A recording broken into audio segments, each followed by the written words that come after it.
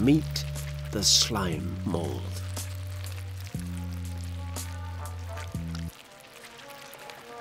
For much of the year, they live as single cells, but in autumn, they come together.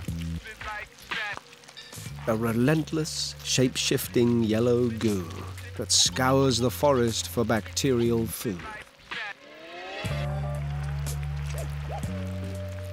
The slime mold eats anything that gets in its path, devouring mulch and decaying matter.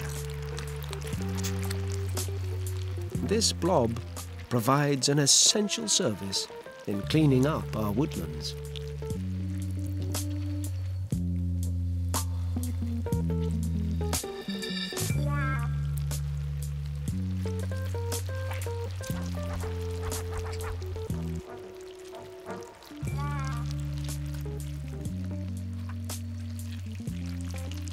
Despite lacking an apparent nose, it hones in on its prey, a white fungus.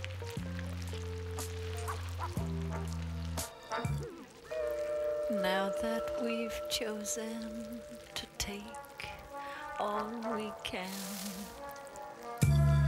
this shade of autumn will stare bitter and years of frustration lay down side by side, and it's only you who can tell me apart, and it's only you who can turn my wooden heart.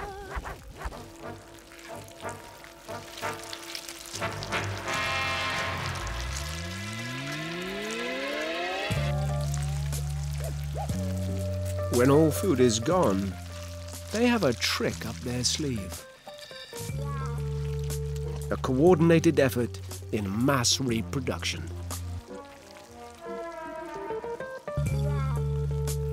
How this colonial creature determines who does what is anyone's guess. Yet some cells form stems, other cells form spores. And the slime mold's tiny cells are scattered,